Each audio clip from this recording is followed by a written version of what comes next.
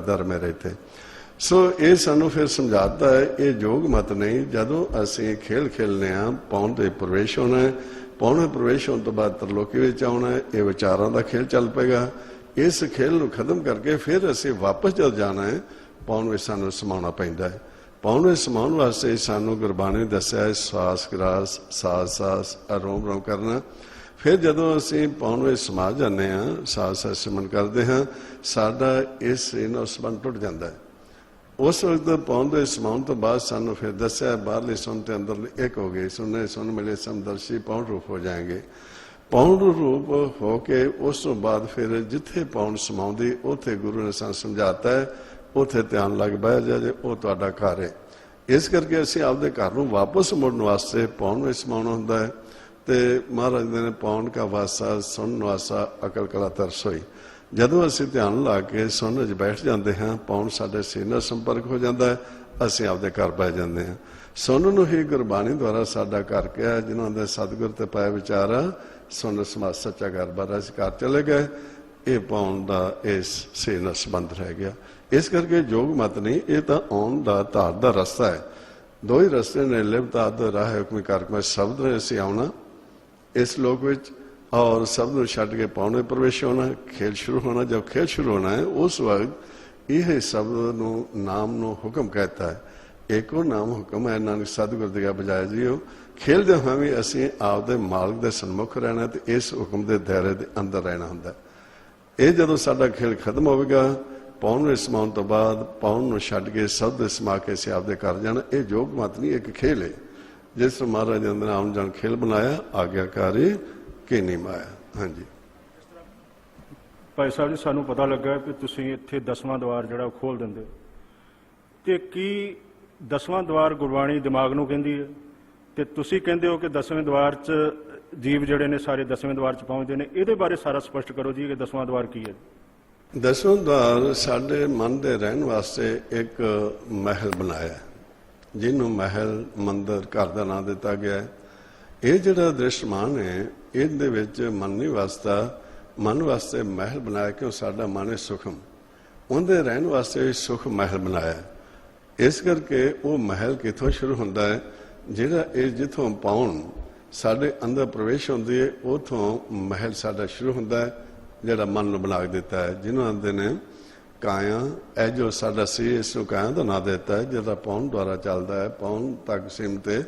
उन्हें काया महल मंदिर घर हर का तिस में राखी जोत अपार, नानक गुरमुख महल बुलाइए हर मेले मेलन हार। ये सुखम महल साडा जिहड़ा है ये पौन तो उपर शुरू होंदा है। इसे नूं सानू समझाउण वास्ते गुरबाणी दस्सिया है, ओचो थान सुहाना उपर महल मरार, सच करने दा पाइए दार कर महल प्यार। ये जिहड़ा साडा महल है ये पौन तो उपर शुरू होंदा है।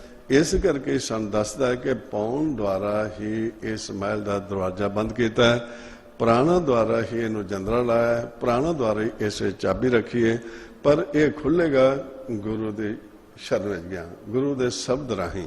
वो सानू समझाता है खट साडे महल के पारों जिहदा मल नूं बना दिता है, खट नेम कर कोठड़ी बांधी वस्त अनु विच पाई कुंजी, कुलफ प्राण कर ला राखे करते बार न लाई। हुण ये जिहड़ा साडा पौन का संतुलन विगाड़िया होया ये दर बंद किया होया साडा। जिन्ना चिर असी गुरु की शरण विच नहीं जाते ये खुलेगा नहीं। इस करके पौन दे राही कभी असी सज्जे पासे पौन में प्रवेश हो जाएंगे, विचारों में तमोगुण में चले जाएंगे, कभी रजोगुण में चले जाएंगे, खब्बे पासे चले जाएंगे। इस करके असी आपदे जिन्ना चिर ये दर खुलता नहीं असी आपदे घर 10वें द्वार में नहीं जा सकते। जिसनूं थिरकर भी कहता 10वें द्वार नूं, निज महल भी कह देता है और गगन भी कहता है, सह गुफा भी कहता है। इस करके ये सानू जिसने ये बंद किया द्वार उसने ही दस्या अकाल पुरख ने कि किवें गुरु राही खुलेगा। उन्हें बंजर कपाट जड़े जड़ जाने गुरशब्द खिलाइंदा। वो फिर सानू गुरु जुगती दसदा है कि किस तरह तुसीं खोलना है। वो फिर सिमन का गुरमंत्र दे के सन दसदे ने, ये मंत्र दे के सानू सिमन की विधि दस भी इस तरह तुसीं खोलना है। धुन में ध्यान, ध्यान में जाने गुरमुख अकथ कहानी। सानू ये धुन आप दे जिहड़े आवाज़ है गुरमंत्र नूं सिमरना, वाह गुरु वाह ਗੁਰੂ ਇਸ ਨੂੰ ਤੁਹਾਨੂੰ ਕਹਤਾ ਸਾਡੇ ਆਵਾਜ਼ ਨੂੰ, ਜਦੋਂ ਅਸੀਂ ਆਪਦੇ ਆਵਾਜ਼ ਦੇ ਵਿੱਚ ਆਪ ਵੀ ਧਿਆਨ ਰੱਖਾਂਗੇ, ਇਹ ਸਾਡੇ ਜਦੋਂ ਪਹੁੰਚ ਸਮ ਹੋ ਜਾਏਗੀ, ਉਦੋਂ ਸਾਡਾ ਇਹ ਦਰਵਾਜ਼ਾ ਦਸਵੇਂ ਦੁਆਰ ਦਾ ਖੁੱਲ ਜਾਏਗਾ। ਫਿਰ ਸਾਨੂੰ ਦਸਵੇਂ ਦੁਆਰ ਦੇ ਨਿਸ਼ਾਨੀ ਦੱਸੇ, ਜਦੋਂ ਇਹ ਦਰ ਖੁੱਲੇਗਾ ਅਸੀਂ ਪਹੁੰਚ ਤੋਂ ਵੱਖ ਹੋ ਜਾਵਾਂਗੇ, ਸੋਨੇ ਚਲੇ ਜਾਵਾਂਗੇ। ਉਸ ਵਕਤ ਮਹਾਰਾਜ ਹੁੰਦੇ ਨੇ, ਨੌਂ ਦਾ ਠਾਕੇ ਧਾਵ ਰਹਾਏ, ਦਸਵੇਂ ਨਿਜ ਕਰਵਾਸਾ ਪਾਏ, ਉਥੇ ਅਨਹਦ ਸ਼ਬਦ ਵਜੇ ਦੇ ਰਾਤੇ ਗੁਰਮਤਿ ਸ਼ਬਦ ਸੁਨਾਮਣੇ। ਇਹ ਦਸਵੇਂ ਦੁਆਰ ਦੀ ਨਿਸ਼ਾਨੀ ਹੈ ਕਿ ਉਥੇ ਰਾਤ ਦਿਨ ਅਨਹਦ ਸ਼ਬਦ ਵੱਜਦੇ ਨੇ। ਇਸ ਨੂੰ ਥਿਰ ਕਰ कहता है, ਇਹ ਨਿਸ਼ਾਨੀ ਦੱਸ ਦਿੱਤੀ ਹੈ, ਘਰ ਮੇਂ ਘਰ ਦਿਖਾਏ ਦੇ, ਸੋ ਸਤਿਗੁਰ ਪੁਰਸ਼ ਜਾਨ, ਪੰਜ ਸ਼ਬਦ ਤਨਕਾਰ ਧਨ ਤੈ ਬਾਜੇ ਸ਼ਬਦ ਨਿਸ਼ਾਨ। ਇਸੇ ਨੂੰ ਹੀ कहता है गगन, मतलब पंच शब्द दरगह बाजा, हर मिलियो मंगल गायो। ऐसे नु ही निज महल कहता है, मतलब पूरे गुर ते महल पाया, पत प्रगट लोई, नानक अनह धुनी दरवाज दे मिलिया हर सोई। ऐसे नु ही सहज गुफा कह देता है दसवें द्वार नू। उन्हें अनह दरवाजे सहज सहेला, शब्द आनंद करे सदकेला, सहज गुफा में ताड़ी लाई, आसन ਉਹ ਸਵਾਰਿਆ ਜੀ। ਅਫੁਰ ਅਵਸਥਾ ਵਿੱਚ ਸੁਣਨ ਨੂੰ ਹੀ ਦਸਵਾਂ ਦੁਆਰ ਕਹਿੰਦਾ। ਭਾਈ ਸਾਹਿਬ ਜੀ, ਜਿਸ ਤਰ੍ਹਾਂ ਅਸੀਂ ਆਏ ਹਾਂ ਅੱਜ ਤੇ ਦੇਖਿਆ ਕਿ ਸੰਗਤਾਂ ਸਿਮਰਨ ਕਰਨੀਆਂ ਸੀ, ਤੇ ਇਹ ਨਹੀਂ ਲੱਗਦਾ ਕਿ ਜਿਸ ਤਰ੍ਹਾਂ ਬਾਰ-ਬਾਰ ਰਿਪੀਟ ਹੋ ਰਹੀ ਹੈ ਵਾਹਿਗੁਰੂ, ਕੀ ਇਹ ਤੋਤੇ ਰੱਟ ਨਹੀਂ? ਇਸ ਤਰ੍ਹਾਂ ਜੀ ਗੁਰਮੁਖੋ ਵੀ ਜਿਹੜਾ ਸਾਡਾ ਪੰਜਾਂ ਪਿਆਰਿਆਂ ਗੁਰਮੰਤਰ ਦਿੱਤਾ ਹੈ, ਇਸ ਕਰਕੇ ਸਾਨੂੰ ਵਾਰ-ਵਾਰ ਸਿਮਰਨ ਦੱਸਿਆ ਹੈ ਗੁਰਬਾਣੀ ਨੇ, ਸਵਾਸ ਗਰਾਸ ਸਾਸ ਰੋਮ ਸਿਮਰਨਾ। ਅਸੀਂ ਵਾਰ-ਵਾਰ ਤਾਂ ਦ੍ਰਿੜ ਕਰਨੇ ਹਾਂ ਕਿ ਸਾਡੇ ਇਹ ਰੋਮ ਵਿੱਚ ਵਸ ਜਾਏ। ਜਿਹੜਾ ਗੁਰਮੰਤਰ ਜਦੋਂ ਸਾਡੇ ਰੋਮ ਵਿੱਚ ਵਸ ਜਾਏਗਾ, ਜੋ ਪੰਜਾਂ ਪਿਆਰਿਆਂ ਨੇ ਸਾਨੂੰ ਗੁਰੂ ਨੇ ਸੱਚ ਦਿਖਾਇਆ ਹੈ, ਨਾਮ ਸੁਣਾਇਆ ਹੈ, ਉਹ ਫਿਰ ਅਸੀਂ ਜਦੋਂ ਅੰਦਰ ਵਸ ਗਿਆ, ਸਾਡੀ ਉਹ ਅਵਸਥਾ ਬਣ ਜਾਂਦੀ ਹੈ। ਅੰਤਰ ਗੁਰੂ ਆਰਾਧਨਾ, ਜੀਵਾ ਜਪ ਗੁਰ ਨਾਉ, ਨੇਤਰੀ ਸਤਿਗੁਰ ਪੇਖਣਾ, ਸਰਵਣੇ ਸੁਣਨਾ ਗੁਰ ਨਾਉ, ਸਤਿਗੁਰ ਸੇ ਤੇ ਰਤਿਆਂ ਦਰਗੇ ਪਾਈਏ ਠਾਓ।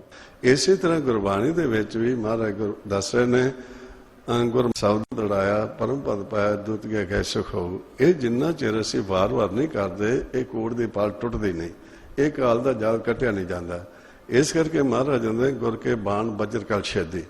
ਫਿਰ ਆਪਾਂ ਜਿਹੜਾ ਸਾਡੇ ਕਾਲ ਨੇ ਜਾਲ ਵਿਛਾਇਆ ਗਿਆਨ ਇੰਦਰੀਆਂ ਤੇ, ਜਿੰਨਾ ਚਿਰ ਵਾਰ-ਵਾਰ ਸਿਮਰਨ ਨਹੀਂ ਕਰਦੇ, ਉਹਨਾਂ ਚਿਰ ਇਹ ਜਾਲ ਕਾਲ ਦਾ ਕੱਟਿਆ ਨਹੀਂ ਜਾਂਦਾ। ਜੋ ਮਹਾਰਾਜ ਗੁਰਬਾਣੀ ਦੱਸਦੇ ਨੇ, ਜਾਲ ਪਸਾਰ ਚੌਕ ਬਸਤਾਰੀ, ਪੈਂਖਿਓ ਜਿਉ ਪਹਾਵਤ ਹੈ, ਕਹੋ ਨਾਨਕ ਬੰਧਨ ਕਾਟਨ ਕੋ ਮੈਂ ਸਤਿਗੁਰ ਪੁਰਖ ਧਿਆਵਤ ਹੈ। ਵਾਰ-ਵਾਰ ਦ੍ਰਿੜ ਕਰਨ ਦੇ ਨਾਲ ਹੀ ਇਹ ਅਸੀਂ ਉਸ ਸਟੇਜ ਤੱਕ ਪਹੁੰਚ ਸਕਦੇ ਹਾਂ ਕਿ ਰੋਮ ਤੱਕ ਜਾ ਸਕਦੇ। ਇਹ ਜਿਹਨੂੰ ਨਹੀਂ ਗਿਆਨ ਇਸ ਚੀਜ਼ ਦਾ, ਉਹ ਫਿਰ ਤੋਤਾ ਰੱਟ ਕਹਿ ਦਿੰਦੇ। ਜਿਸ ਤਰ੍ਹਾਂ ਭਾਈ ਸਾਹਿਬ ਜੀ ਅਸੀਂ ਇਹ ਸੁਣਿਆ ਵੀ ਤੁਸੀਂ ਇੱਥੇ ਇਹ ਬਕਾਇਦਾ ਤੌਰ ਤੇ ਸ਼ਰਤ ਰੱਖੀ ਹੋਈ ਹੈ ਕਿ ਜਿਹੜਾ ਵੀ ਤੁਹਾਡੇ ਕੋਲੋਂ ਇੱਥੇ ਆ ਕੇ ਅੰਮ੍ਰਿਤ ਛਕਦਾ, ਉਹਨੂੰ 1 ਸਾਲ ਵਾਸਤੇ 4 ਸਾਲ ਵਾਸਤੇ ਜ਼ਰੂਰੀ ਰਹਿਣਾ ਪੈਂਦਾ। ਤੇ ਕੀ ਸਿਮਰਨ ਕਰਨ ਵਾਸਤੇ ਇੱਥੇ ਹੀ ਰਹਿਣਾ ਪੈਂਦਾ ਤੇ ਘਰ ਰਹਿ ਕੇ ਕੀ ਉਹ ਸਿਮਰਨ ਨਹੀਂ ਕਰ ਸਕਦਾ? ਦੇਖੋ ਜੀ, ਇਹਦੇ ਵਿੱਚ ਵੀ ਇੱਕ ਸਕੂਲ, ਜਿਵੇਂ ਆਪਾਂ ਬੱਚੇ ਨੂੰ ਸਕੂਲ ਵਿੱਚ ਦਾਖਲਾ ਦੇ ਦਿੰਦੇ ਹਾਂ, ਤੇ ਬੱਚਾ ਸਕੂਲ ਵਿੱਚ ਐਡਮਿਸ਼ਨ ਲੈਣ ਤੋਂ ਬਾਅਦ, ਦਾਖਲਾ ਲੈਣ ਤੋਂ ਬਾਅਦ ਜੋ ਘਰ ਬਹਿ ਜਾਏ, ਤੇ ਇਹ ਦੇਖ ਲਓ ਵੀ ਘਰ ਉਹ ਪੜ੍ਹਾਈ ਕਰਕੇ ਪਾਸ ਹੋ ਸਕਦਾ। ਮਕਸਦ ਇਹ ਹੈ ਵੀ ਦਾਖਲਾ ਲੈਣ ਤੋਂ ਬਾਅਦ ਸਾਨੂੰ ਵਾਰ-ਵਾਰ ਸਕੂਲ ਜਾਣਾ ਪੈਂਦਾ ਹੈ ਔਰ ਸਿੱਖਿਆ ਲੈਣੀ ਪੈਂਦੀ ਹੈ, ਔਰ ਫਿਰ ਸਾਲ ਬਾਅਦ ਜਾ ਕੇ ਇਮਤਿਹਾਨ ਹੁੰਦਾ ਹੈ। ਉਸ ਤੋਂ ਬਾਅਦ ਉਹ ਫੇਲ ਹੋਵੇ ਜਾਂ ਪਾਸ ਹੋਵੇ। ਇਸੇ ਤਰ੍ਹਾਂ ਹੀ ਮਹਾਰਾਜ ਸੱਚੇ ਪਾਤਸ਼ਾਹ ਆਪਾਂ ਦੱਸ ਰਹੇ ਨੇ, ਜਿਵੇਂ ਆਪਾਂ ਸੰਸਾਰ ਦੀ ਵਿੱਦਿਆ ਪੜ੍ਹਦੇ ਹਾਂ ਸਕੂਲਾਂ ਵਿੱਚ, ਯੂਨੀਵਰਸਿਟੀਆਂ ਵਿੱਚ ਜਾ ਕੇ, ਉਹ ਜਿਹੜੀ ਵਿੱਦਿਆ ਆਪਾਂ 1600 ਸਾਲ ਲਾ ਦਿੰਦੇ ਹਾਂ, ਡਿਗਰੀਆਂ ਕਰਦੇ 20-25 ਸਾਲ ਜੀਵਨ ਤੇ ਲਾ ਦਿੰਦੇ ਹਾਂ। ਇਸੇ ਤਰ੍ਹਾਂ ਇਹ ਗੁਰਮਤਿ ਵਿੱਚ ਦੱਸਿਆ ਹੈ ਕਿ ਇੱਕ ਸਕੂਲ ਹੈ ਜਿੱਥੇ ਬ੍ਰਹਮ ਦੀ ਵਿੱਦਿਆ ਪੜ੍ਹਾਈ ਜਾਂਦੀ ਹੈ, ਜਿੱਥੇ ਹਰੀ ਦੇ ਗੁਣ ਸਿਖਾਏ ਜਾਂਦੇ ਨੇ, ਜਿਸ ਨੂੰ ਮਹਾਰਾਜ ਗੁਰਬਾਣੀ ਵਿੱਚ ਦੱਸਦੇ ਨੇ, ਸੰਗਤ ਸਤਿਗੁਰ ਚਸਾਲ ਹੈ ਜਿੱਥੋਂ ਹਰ ਗੁਣ ਸਿੱਖਾ। ਇੱਥੇ ਹਰੀ ਦੇ ਗੁਣ ਸਿਖਾਏ ਜਾਂਦੇ ਨੇ। ਉਹ ਤਾਂ ਹੀ ਸਿੱਖੇ ਜਾ ਸਕਦੇ ਨੇ ਜੇ ਇੱਥੇ ਸਟੂਡੈਂਟ ਰਹਿਣਗੇ